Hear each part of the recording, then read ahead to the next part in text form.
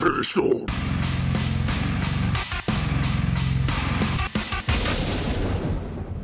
Welcome back to Peace Storm. We were playing Phoenix Wright, Justice for All, and when we last left off, we were just about to start the first trial of Episode 3. Good morning, Max. Max? Milk. What?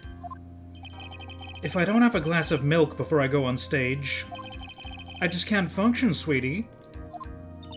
Stage? Don't worry, there won't be a stage. All you have to do is sit down. I guess. Nick, Max is really nervous. That's understandable. Hey, my sweeties. What? You don't think I should fly, do you? Huh? You know, you've got to make a good first impression. When I enter the room, maybe I should fly in and warm the crowd a little. No. We can't be having you flying around the courtroom. It just wouldn't be right. Imagine if you hit someone. Don't worry, Max. Just do what Nick says and everything will be okay. Oh, sweetie. What is it this time, Max? Why don't you try flying into the courtroom? I can see it now. The dashing young lawyer flying fabulously in from above.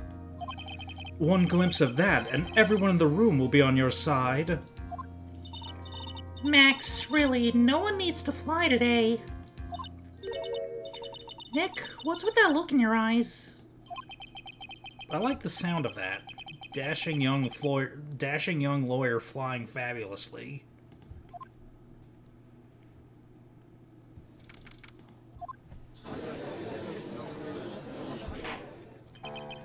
And now the case of one...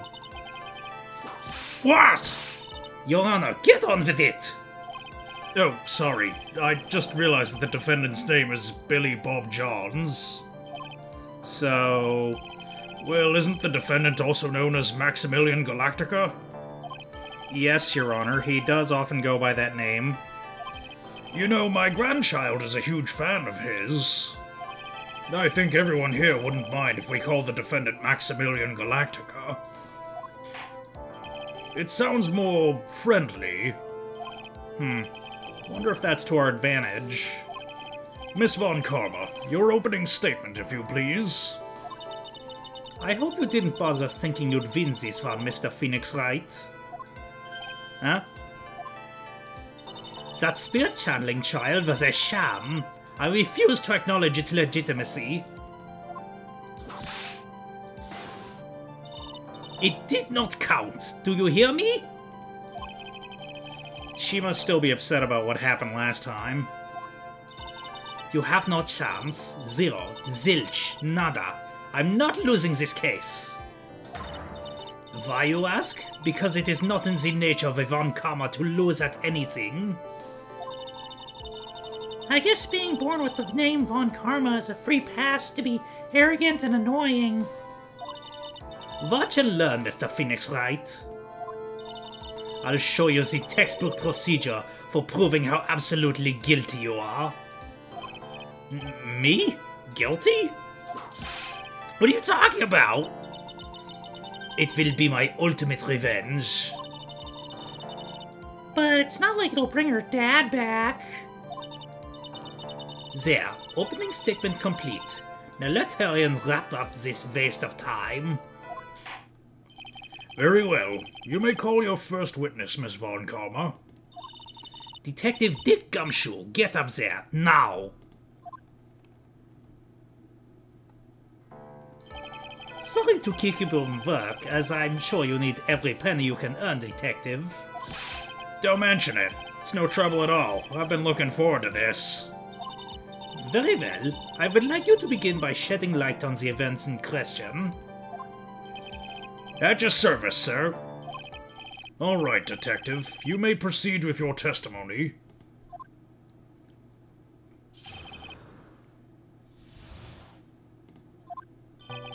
The night of the crime, snow was falling until 9:40 p.m., making it extremely cold out. All the circus performers were gathered in the big top to practice their routines. The practice session broke up around 10 p.m. The murder itself took place in the plaza in front of the lodging house at 10:45 p.m. The victim was found bent over a wooden box, dead as a doornail. The cause of death was blunt force trauma that snapped a vertebrae in his neck.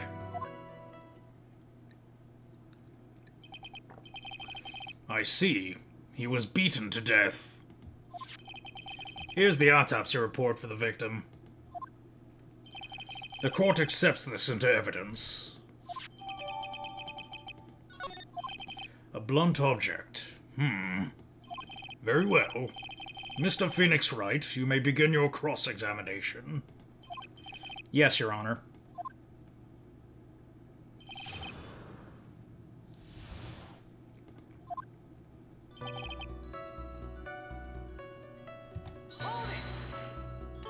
Let me ask you about the snow. It was nearly a blizzard up until the time of the crime. Did it pile up? It wasn't such a big deal. Maybe about 1.5 inches was on the ground. The snow froze in place and stayed on the ground till the next day. Snow. Let me see. There's gotta be more to this. What's the matter, Nick? I had to take a look at the court record. Mr. Gumshoe, what were the members of the circus doing on the night of the crime?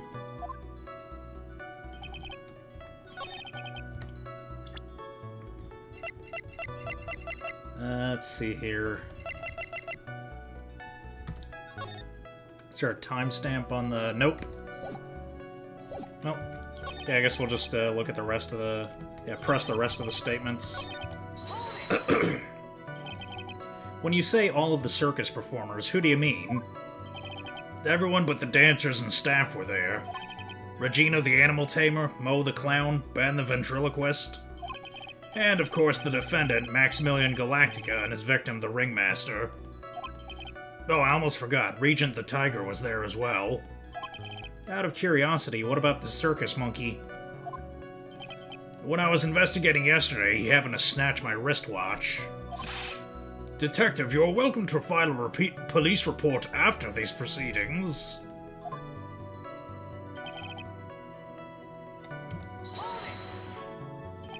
After practice was over, where did everyone head off to? Regina was playing with Regent, while Mo went back to his room tired from work. Ben the ventriloquist went to the front gate absorbed in his own world. The ringmaster and Max went off to the ringmaster's room to talk privately. Talk privately, huh? That's awfully suspicious. You wouldn't happen to know what they were talking about, would you? Seems they were negotiating Max's salary. Actually, Max was asking for Regina's hand in marriage.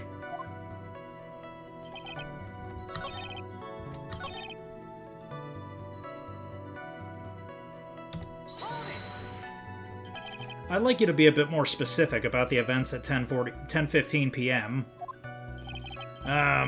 Okay, not a problem, pal. We got a witness that— Ow! This is totally meaningless. Time to move on. Alright. We'll just have to revisit that testimony later.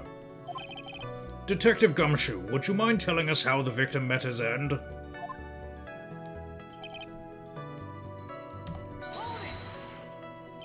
A wooden box? That's right. The victim must have been carrying the wooden box when he was killed. Carrying the box, huh? It was a rather strange wooden box, Your Honor. What do you mean? Well, it was much heavier than it looked. Not to mention it was locked. Locked, you say? This may be my only chance, so I might as well ask some questions. This wooden box, you figure it weighs about 20 pounds, right?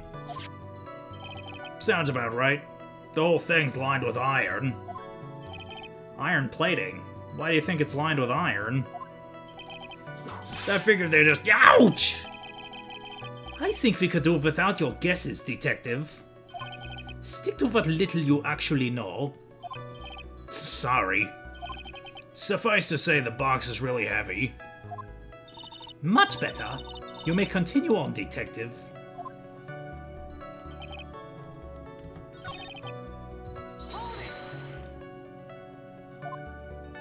Alright, let's ask the other two questions. You said the box was locked. How exactly was it locked? Well, it had quite a sturdy lock on it. Took quite a bit to open that bad boy up. So when you found the box, it was locked, correct? Yes, it was. Some of the forensics team took it back to the precinct to crack it open. I see. Continue, Detective Gumshoe.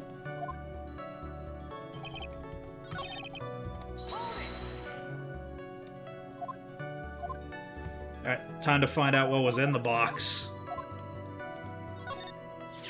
Do you mind telling us what was inside that box? Well, when we found the box, it was locked tighter than Fort Knox. So we took it back to the station and cracked it open.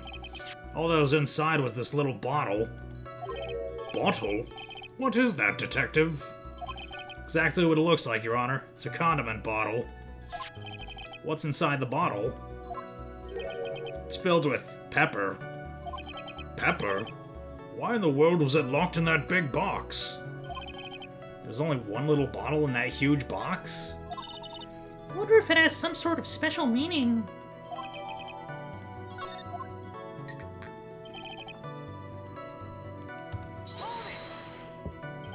According to the autopsy report, the murder weapon was a blunt object, correct? You've done your homework, pal. And you haven't found this murder weapon, have you? The police are searching for it as we speak. My theory is that it's something the perpetrator ran off with. You would think so, especially since you didn't find it on the scene. No, I bet he made it disappear with magic. Well, I think we have a good feel for the details of the event now. I guess that's all we're gonna get out of Gumshoe in this case. You mean all we're gonna get out of him is that little bottle of pepper? Now that we have wrapped up with the detective, I'd like to call my next witness. Huh? I'm not even off the stand yet. Obviously, but that's due to you being slow and unable to take a hint. I don't know, but wrapped up has such a mean sound to it. I'm a sensitive guy. Thank you very much, Detective Gumshoe. You may now step down. Miss Von Karma, call your next witness. I would like to call Mr. Benjamin Woodman to the stand. She must be talking about Ben the ventriloquist. I wonder if Trilo will show up on the stand as well.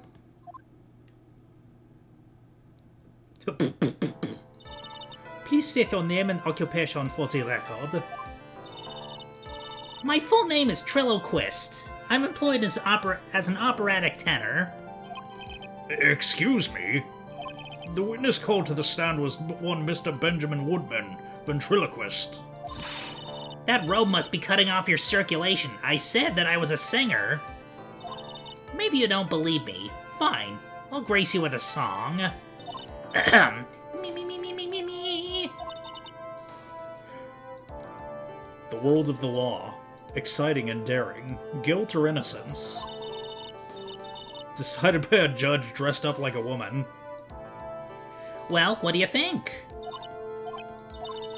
It had a good rhythm. It's just the lyrics. They leave something to be it's just the lyrics. They leave something to be desired. It's Trilo, you know better than to insult a judge. Shut up! Just look at your nose. You'd think you'd have the sense to fix it. It's so ugly I want to punch you in the face on the off chance swelling would help. You know that your nose is the reason you'll never be an A-list star. Celebrities must really enjoy saying everything that flashes into their minds. What's going on here? Order! Order! I demand to know who the witness is. Don't worry about me, sir. I'll let Trilo handle this one. I'm not worried about— Ouch! You won't get anywhere trying to figure out this witness. Now let's proceed.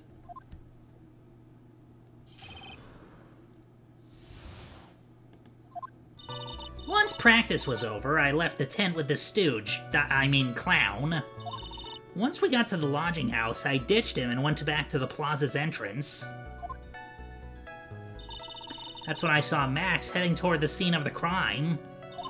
He was the only one headed that way. How could that punk not be the killer? Then the police showed up and took Magic Boy away. You saw Maximilian Galactica heading towards the scene. You're sure of that? Without a doubt. He had on his silk hat, cloak, and the dumb white roses on his chest.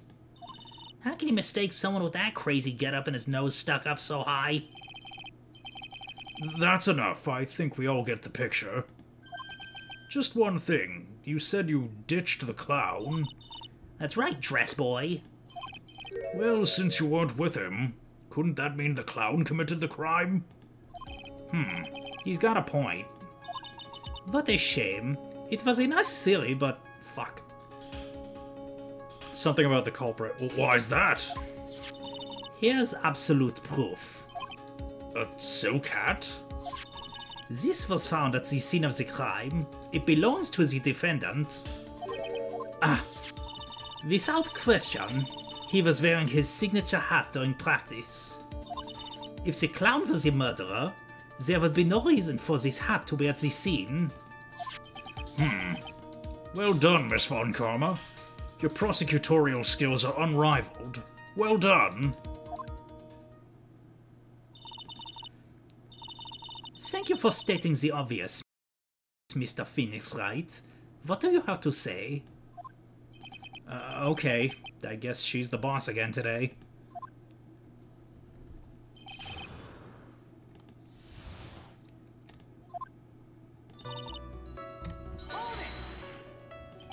The clown. We were talking about Mo?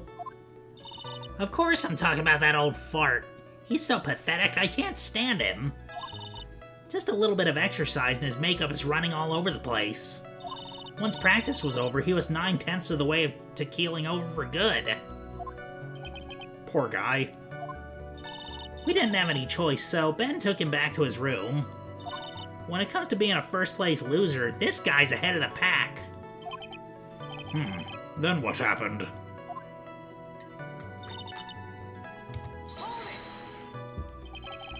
Why the plaza's entrance? To do some thinking, of course. It was awfully cold out that night, especially with all the snow around. Wouldn't thinking in your nice warm lodging houses have been a better idea? Mr. Phoenix Wright, I think you should leave the thinking to the witness. But I'm a good thunker. At least my teachers always said I was. That's when I... Oh. Are you sure it was really Max Galactica? Of course I'm sure. How could you mistake someone wearing such a snobby three-piece getup? Snobby three-piece getup? Get the wax out of your ears, lawyers nowadays. You're like talking to a brick wall. Max's three-piece getup. Jeez, could you be any more dense? All together now. Silk hat, cloak, white roses. Thank you. Nick, I think you should put a little more effort into preparing your questions.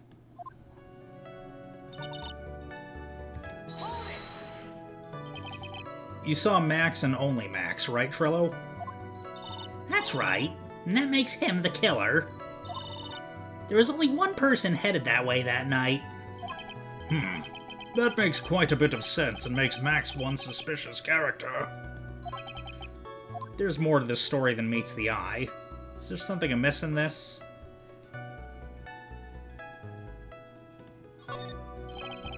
That's a bit strange, don't you think? What's strange? That you only saw Max. Doesn't it seem like you should have seen someone else as well? What? Where are you going with this, Mr. Wright? Who else do you suppose this witness could have seen? That's the victim. That's correct. If Trilo was at the entrance to the plaza, he should have also seen the ringmaster as well. Ah! Obviously, the ringmaster arrived at the scene of the...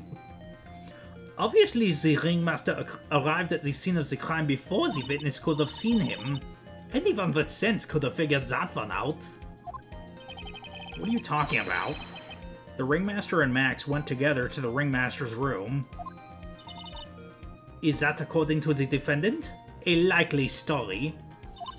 If Maximilian Galactica was supposed to be in the ringmaster's room, why was he, just as the witness stated, at the scene of the crime? I see. It seems that at this stage I have no reason to doubt the witness's testimony. There are clearly no conclusive contradictions. He's right. A brilliant judgment, Your Honor. Now let's move on along with the testimony. Trilo wouldn't happen to have an ulterior motive for incriminating Max, would he? Well, Max is part of that bitter love triangle with Regina. Which is probably why Max conked him over the head. Nick, wasn't Ben the one who got knocked over the head? Yeah, I think so. I don't know anymore. Alright. Around what time did the police arrive at the scene? I suppose that would have been around... Hey, what time was it? Huh? I think it was around... I'd say a bit after 10:30 p.m., I think. Practice ended at 10 p.m., so you hung around the lodging house the entire time? I guess that sounds about right. Wasn't it awfully cold? I can't believe you just stand outside in that weather. Well, the truth is... Will you shut up, you big-nosed dope? Why are you telling him anything extra? Can't you believe that... Why can't you believe that we just stand outside in that weather? Well, maybe you were waiting for someone. What? Who said we were waiting for someone? Mr. Phoenix Wright, we can all do without your offhanded theories. But this witness, he's cracking under the pressure already. I'm onto something. Mr. Wright. Who do you suppose that witness was waiting for out in the cold that night? Regina! Well, if he was waiting outside in the cold, it was for one person. And one person only. He was waiting for the animal tamer, Regina. Ah! You were waiting outside for Regina to come back to the lodging house. Am I mistaken? Is this true? Well, you can't really ask me that question. Who cares who I was waiting for that night? What's important is what I saw. Don't you forget it. Well, well, well. The puppet may be a bit stiff, but he's right.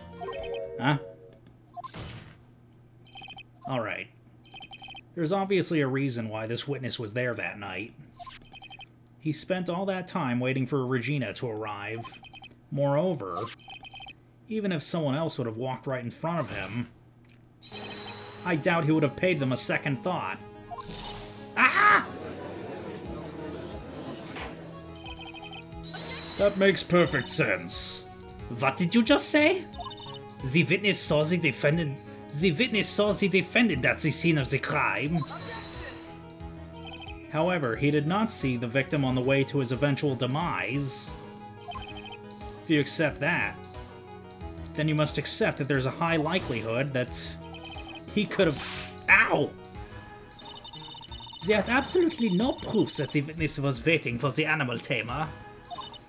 I guess you got me. Alright, I'll spill the beans for real this time. It's true, I was waiting for Regina. Pain! Don't volunteer things. Mr. Quist, tell us the truth this time, and I mean the whole truth. Were you or were you not waiting for Regina at the entrance to the lodging house? I was. I was waiting to propose to her. You were what? Waiting to propose? What's the matter? You think that humans have a monopoly on marriage? That the matter of puppet marriage is not under review in this case. You're the judge. I mean, look at your horrible outfit. More pain. Thanks to your bumbling, my perfect plan is not so perfect anymore. Now we have to waste time getting to the bottom of some silly proposal by a puppet.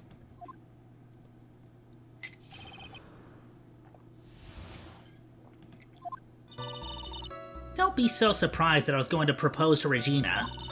I even had something to give to her. I kept it in my pocket, waiting for the chance to propose and give it to her. Of course, I also had it in my pocket that night. It was a present for her. In the end, I wasn't able to give it to her, so I've still got it in my pocket. Oh, do you really? Do you really? You were going to propose. You, a puppet. Don't be so obtuse. Just because I'm a puppet doesn't mean I can't love. I guess you're right. Just because I'm old doesn't mean I couldn't. Yes, it does. You're a judge. You should know this. Don't make me bring up the profile again. Exactly. Everyone in this courtroom is a fucking weirdo. His honor is looking a little less than honorable right now. Tell me about it! Okay, Mr. Wright. Please continue with your cross-examination. Wasn't that sigh at the end?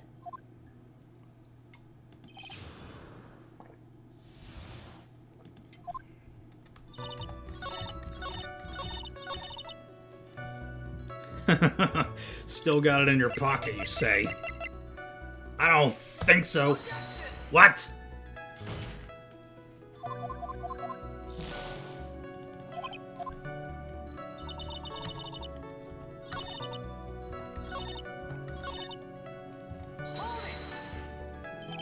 What was it exactly that you planned on giving her? You know exactly what I was gonna give her, numbskull. The only thing I could find that could match Regina's beauty. Answer his question. What was it? You're gonna die when you hear this. It's an engagement ring. Engagement ring? Wow, those two nearly fell out of their chairs. Mr. Phoenix Wright's joke has gone too far. Time for this to end right now. Francisca's whip looks like it's about to lash out at almost anything. One hit from that thing will probably shut someone up for a long time. Push on anyway. Pain equals bad, but push on anyway. It may be something of a joke, but this is a historic moment. The first time that a puppet has— Ow! I advise you to cut this argument short. I'm going to have to agree with the defense here. Will the witness please revise their testimony? Specifically about the engagement ring. You sure do enjoy sweating the details, especially for a man in a black bathrobe.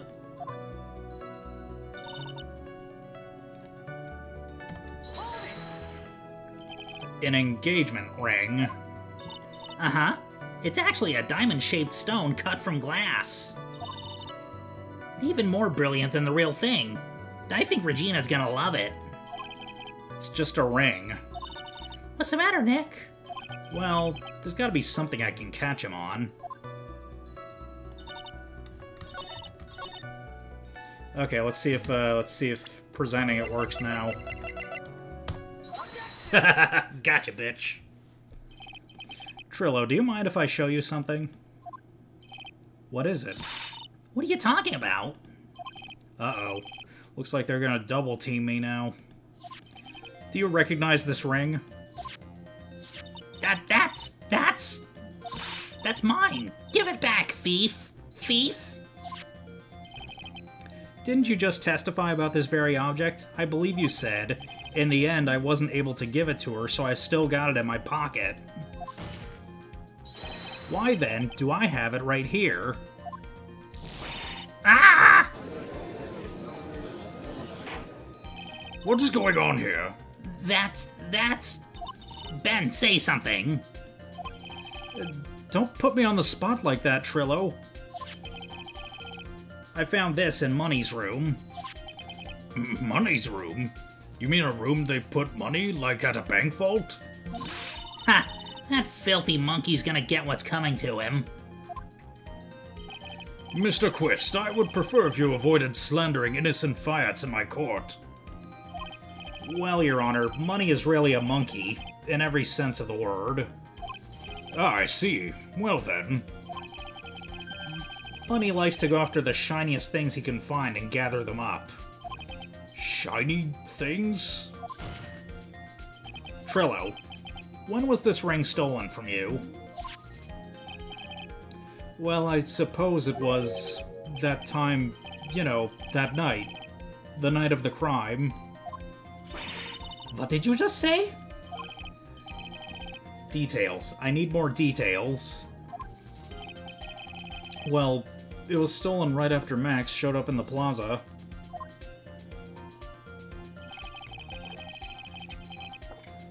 Right about when you saw the defendant walk past, correct? Well, I guess you might, be able to say that. The ring might have, well, it could have been taken around that time.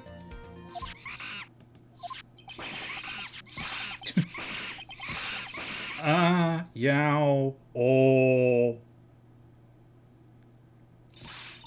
Ben, what's with you? Whatever. It has nothing to do with anything. Especially not who committed the murder. It's not for you to decide what has to do with that. Now, Trilo, back to the topic at hand. I haven't admitted a thing. Not I, Mr. Trilo Quist. What did you do when the ring was taken, Trilo? You know exactly what I did. I chased after that ring-snatching monkey Money. But you weren't able to catch up with him, were you? It's all this slow, loafy fool called Ben's fault. While he was fumbling his way through the snow, that dumb monkey was able to get away. That is indeed an incredible shame. Well, this does indeed prove one very important point. Prove an important point? What could that possibly be? There's a huge contradiction in this witness's testimony. Contradiction? The witness just testified to the following effect. Up until the police arrived, he didn't move from the entrance to the plaza. However, that witness just stated that he chased after Money the monkey. When the witness was off chasing Money, there was no one watching the plaza. What is the meaning of all this, Mr. Phoenix Wright? Where are you going with this little theory of yours? I'm saying that there's no possible way this witness saw the plaza the entire time. That's where I'm going with this little theory. Which leads me to my next point. It is entirely possible that someone other than the defendant was at the scene. Interesting, Mr. Wright. Well then, tell me this, Mr. Phoenix Wright. Do you have any proofs that something slipped past this vigilant vigilant puppet man thing? Well, he obviously didn't see the victim, the ringmaster, arrive on the scene. However, that doesn't change the fact that he saw the defendant arrive. The witness is lying. He's blinded by his rivalry with Max. Well, the defense's argument does hold water. This witness does have a history of animosity toward the defendant. What? How dare you? I wouldn't lie just to get that dork face in trouble. He's not even worth it. I saw him. No doubt about it. I saw that worthless liar. Well, just for clarity's sake, let's flesh out exactly who you saw on that night. Ha! I've told you so many times you'd think you'd know my story's not changing. You've already changed your story, Stick Boy. And I'm sure you'll change it some more. Where there's one lie, there are usually many more behind it. Exactly, Maya. That's why we have to keep after him. Yeah.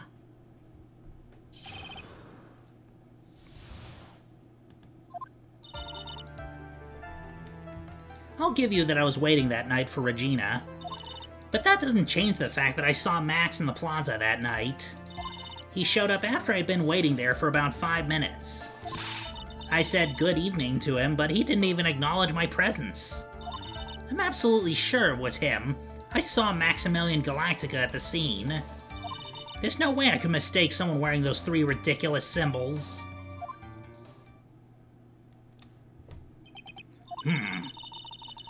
So that means that money didn't show up until after you saw Max. That's right. Money ran up less than a minute after I saw Max. Then Money snatched the ring and you went chasing after him. How long was it until you came back to where you were waiting? Well, let's see. I'd say about... I suppose 5 minutes, I think. So the victim could have arrived on the scene in that 5-minute stretch. Mr. Wright, please proceed with your cross-examination.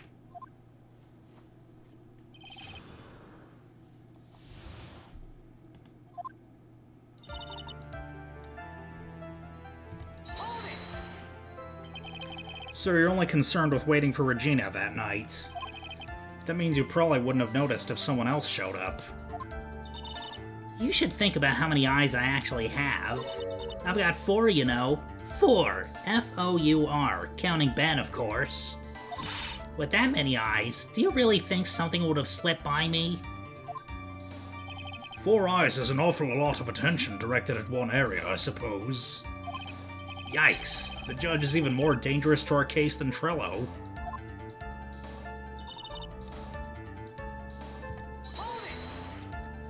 So you saw Max coming out of the big top that night.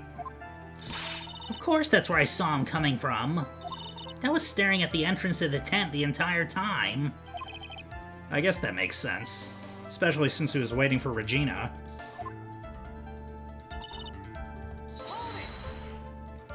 About what time would you say these events took place? You're one of the dumbest people on the planet if you can't figure it out yourself. You already know that practice finished promptly at 10 p.m. And you already know that I went to the lodging house right after practice. You don't need to be a brain surgeon to know around what time it was that I saw him. Just add 10 more minutes. I'm sure you can do that. Now, what time was it? Indeed, what time was it? What time was it? Let me think about that for a second. Ow! I'm no good at math. It was 10:10 p.m.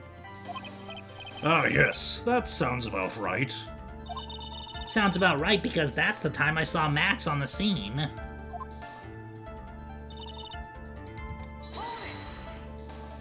So you testify that you said good evening to Max that night. You must enjoy asking incredibly obvious questions. You say good morning in the morning and good afternoon during the day, right? And it's obvious that I'd say good night to someone at night. What, Ben, you got something to add? Let me guess. That's not it, Trilo. You say good evening at night. I'm sorry, Trilo. Mr. Quist, I would prefer if you kept your ventriloquist act outside of the courtroom. Impossible. A performer lives and breathes his performances. You should know better. There's gotta be something wrong with this bit of testimony. Isn't that a bit strange to you? What do you mean? Well, if you hate Max so much, why would you bother being nice to him? It strikes me as somewhat strange. Why would it strike you as strange? Exactly. How's it strange to be cordial to one of your co-workers? Well, if it was simply just being cordial to a coworker, I would understand. Ow! That hurt. Maybe you should think of having some proof before your lips start flapping next time. Proof is everything in this world. You should have learned that back in grade school. There's no reason that Trilo would ever say something nice to Max. But how do I go about proving that with the evidence? Bluffing is everything in this world, but I'm sure you already learned that one. I guess I can give it a shot. The witness will resume his testimony. Oh yeah, that happened just that night, didn't it? Trilo, is it not true that you had a fight with Max on the day of the murder? A fight? A fight over Regina, to be exact. It wasn't that big a deal. It was just an argument, a disagreement at most. A disagreement doesn't usually end with someone getting clonked over the head. Ah! That morning, Ben got clobbered over the head by Max, didn't he? What? Is that an admission of assault and battery? Ouch! Before we handle that, we should wrap up the defendant's murder charge first. The truth is that on the day of the crime, the defendant and the witness had a huge fight. There's absolutely no way they would have suddenly become cordial that evening. Moreover, just consider the personality of the witness on the stand. There's no way a puppet this lewd would just sit up and say good evening to his rival. Ah! Are you saying this witness is lying? That he is trying to frame the defendant by claiming to have seen him at the crime scene? I didn't tell a single lie, honestly. I just... That's enough from you, Mr. Quist. Mr. Wright. Yes, Your Honor. Let's clarify this testimony for the court. Could you explain your theory about who the witness actually saw that night? It's my belief that the witness did indeed see someone that night. It was just someone else. That's who he said good evening to. What kind of theory is that? The correct one. Furthermore, I don't believe the person the witness saw was Max at all. What? If he had truly met Max that night, there would have been no greeting at all, which means there's only one proper answer. The person the witness saw that night was not Maximilian Galactica. That's why Trilo made the effort to greet whoever it was he saw that evening. Or good evening, as he put it. What in the world? You... Would the defense kindly explain who it was Trilo saw that evening, then?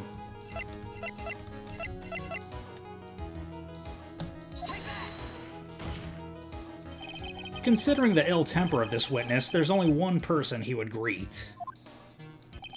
It must be Regina. It's Regina, right? She's so cute. No, Your Honor, it's not Regina. If it was Regina, Trilo would have given her the engagement ring as a present. Oh, yeah, I suppose you've got a point there. It was Russell Berry, the victim himself, was it not? You're correct. It was indeed Russell Berry. The person you saw that evening was the victim, the ringmaster Russell Berry. That's why you greeted him, Trilo, isn't that correct? Answer the question, Mr. Quest.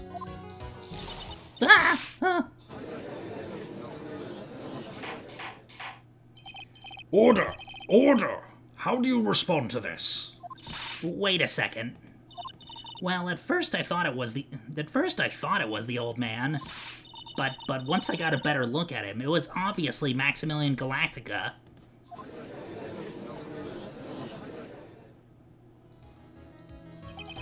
I think it is high time that we clear the air about this question. Mr. Quist obviously witnessed a single person in the area of the plaza that evening. The problem is identifying who that person was. Was it Maximilian Galactica? Or was it the ringmaster, one Mr. Russell Berry? The prosecution argues that it was the defendant who the witness saw that night. The witness has clearly stated that he saw the defendant's 3 symbols. 3 symbols? Alright, this is getting old. Come on, man. You gotta remember them by now.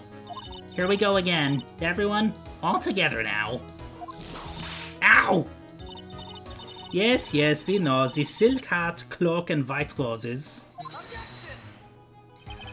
A silk hat and a cloak. Anyone could wear them. They even look good on me. What was that? Well, the witness has endlessly repeated that he saw Max's 3 symbols. However, do we really know it was Maximilian Galactica? How do we really know it was Maximilian Galactica? It could have been someone else dressed up as him. Possibly even Russell Berry. What?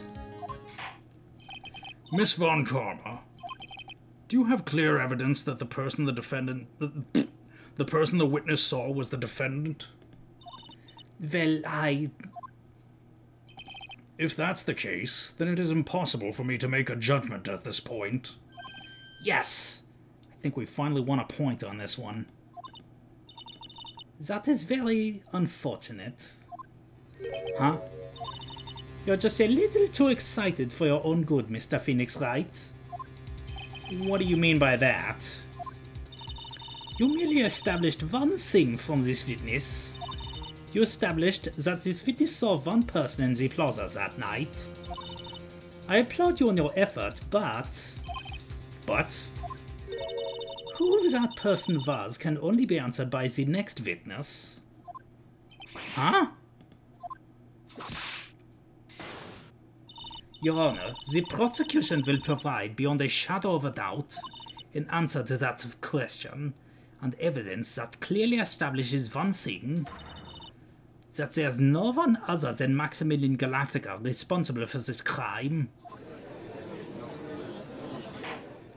Very well. The court will take a 10-minute recess. During that time, I request the prosecution prepare their next witness. Court is now in recess. Okay, to be continued. We'll handle that in the next episode. If you enjoyed this video, then no further actions required on your part. We'll see you after recess.